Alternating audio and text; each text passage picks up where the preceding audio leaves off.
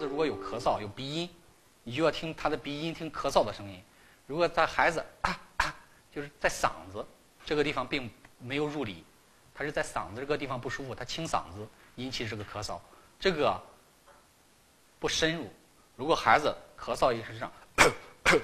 就是说他从内部咳嗽出来的，入气管了。这个地方从听的声音也能分孩子的这个病情的在上和在下。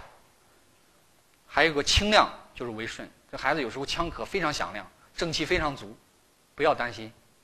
这个用完药以后他会恢复得非常好。有些孩子咳了10天半个月，有时候几个月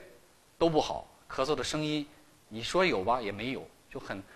不清爽的那种样子。这个地方是久病了，久病你就得用点助正气的，在我们临床上一般这个参类就要用了，比如说南北沙参就要加上了，就是在后期里面的。所以这个地方是特别是幼儿，他表现不出来，也不能表达，大家可以通过咳嗽的声音闻